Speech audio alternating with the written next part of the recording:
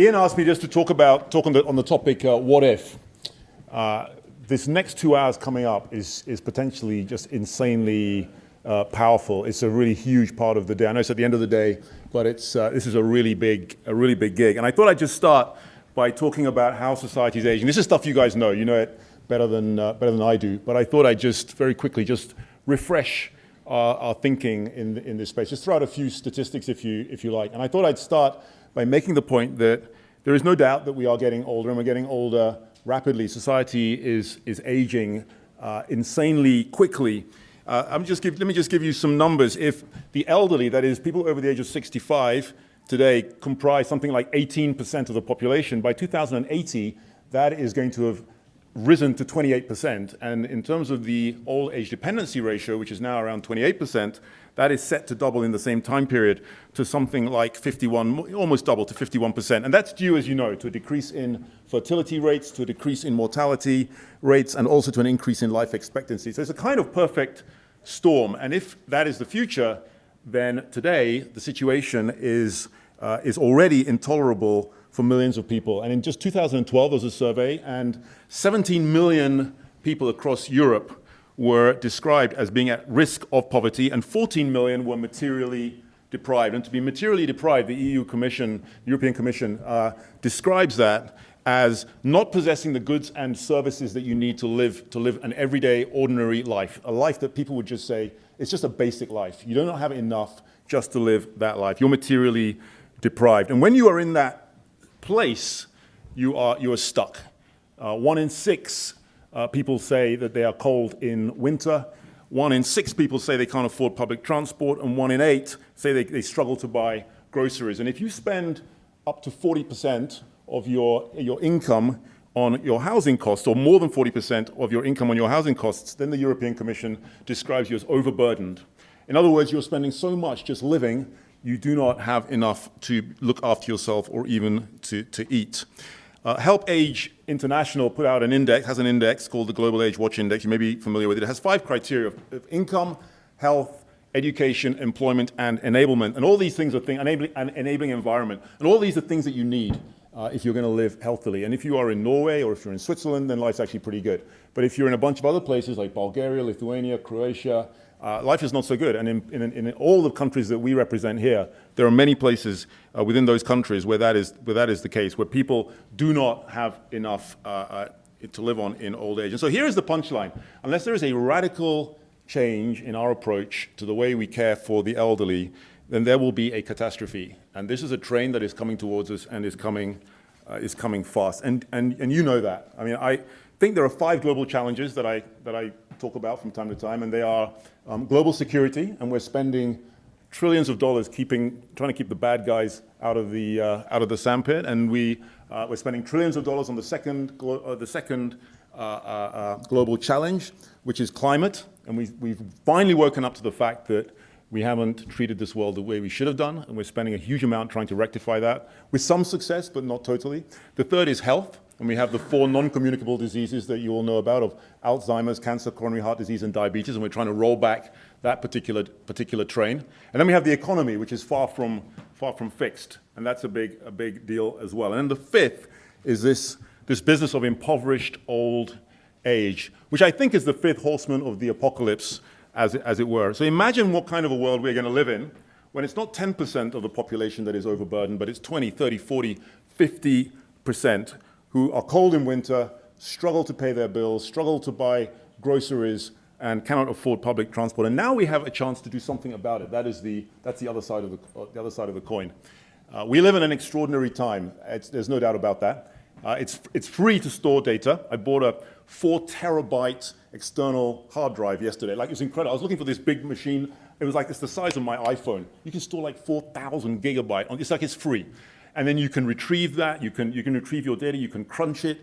You can do pretty much whatever you want. I mean, data analysis is basically free. We can curate it, and we can connect for free. This is extraordinary. It's never happened before. It's pretty mind-blowing. A quarter of the world now owns a smartphone. By 2020, the numbers are predicted to be 6.1 billion smartphones. By the same date, 2020, 26 billion things will be connected to the internet. I mean, that's astonishing. 26 billion in the Internet of Things. So I can take your idea, and I can give you my idea, and we can plug them together. And in this new brave world, we can do incredible stuff.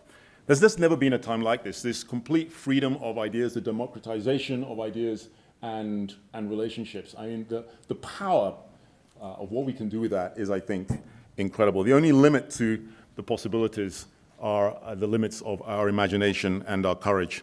And so in the next couple of hours, we've got some serious stuff to figure out. I think just listening to all the IP, the thousands, I mean, just think how many thousands of hours of IP have gone into just the sessions of stuff you've heard today. I mean, people have they've got these big, hairy, audacious goals, and it's all come together today. But how do you stitch all that together?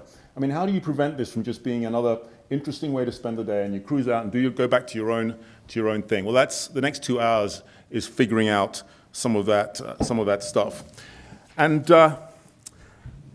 those are the challenges, but frankly, we've figured out harder things. I mean, I was thinking as I was just putting this together that we figured out how to go to the moon and back on I think about a megabyte of computing power, right? I mean, it was like nothing. I mean, it's unbelievable what we figured out. We figured out how to wire up the whole world, how to connect 1 billion people on one platform. And so now the big question is, what if? What if we could do something very special in the next couple of hours? And this question, what if, is just a huge question. It's a question that all of us ask all the time. You know, what if I could get that promotion? What if I ask her, will she say yes? What if I ask him, will he, you know, what will happen? What if I could make a ding in the universe? And most people, you know, I think, at this point, don't take it much further than that because they're afraid of the failure and they're afraid that people will say, well, that was a dumb one. Why did you do that? That was a stupid idea. I told you that was a crazy idea. I told you that wasn't worth trying. I mean, how many of us have just not gone any further because we didn't get the encouragement that we wanted? But you know, it's Steve Jobs who said, and he was so right, that it's the people who are crazy enough to think they can change the world, they're the ones who do. And that's so true. And you know, the reason we try to change the world, those of us who are in this room, and let's face it, the whole reason you're here is because that's what you want to do. The reason we try to change the world isn't because we like the challenge and we've got nothing better to do on a wet, windy, miserable afternoon in London, but we do it because, out of a deep humanity, because none of us, we can't bear the prospect of tens of millions of people who are going to be overburdened over the next 10, 20, 30, 40, 50 years. None of us can bear that. You know, we look at that and we say we want to take part in this. We want to change this. We want to do something. We want to do something different. And you know, I think we have this amazing gift of this world that we're living in now. This incredible gift of a world that has never been more connected, of a world that has so much innovation, this democratization, total democratization of ideas, that we have to do something with that. We have to take it and run with it and jump on these issues as though everything depended on it, which of course in many ways it does. That is why it's just so important. There's an old Yiddish proverb. I keep rolling this out and people laugh, but it's simple, but it's profound. I love this. And the proverb goes like this: to the worm that lives in the horseradish, the whole world is horseradish. It's simple, right? But it's profound. To the worm that lives in the horseradish, the whole world is horseradish. I'm in horseradish. I'm a city guy. I'm a finance guy. That's my horseradish. And I very rarely move above that. But I'm trying to do that. And all of us are in our horseradish, and we're doing our thing. But actually what we need to do is come up above. And that's what happens now. I mean, the people who are in this room are all in their horseradish. And the idea, of course, is that we're going to come together and we're going to have conversations. You may not have a chance to have this kind of conversation again, but just imagine if you can. I mean, just imagine what we can do in the next couple of hours. And you know, when you collaborate, of course, there's a way of collaborating. You know, sometimes you'll sit around in the sessions that are coming up, and there'll be a couple of people who've got major opinions, and their voices are louder than everyone else's, and they dominate the whole thing. But actually, sometimes the people who don't have, you know, who are quieter, they've got the best ideas. So the rules are to allow everyone to speak. You know, there are four I's, I think, with effective collaboration. The first is influencing. You influence each other's thinking by telling each other, you know, who are you, where do you come from, what are you about? You influence. You hear things from other people's perspective. The other thing you do is you then inform, and you actually courteously and proactively inform, and everyone gets to do that. And then you innovate, and then you start saying, well, what if we did this? What if we plug this into that? And then finally, you figure out how you're going to implement.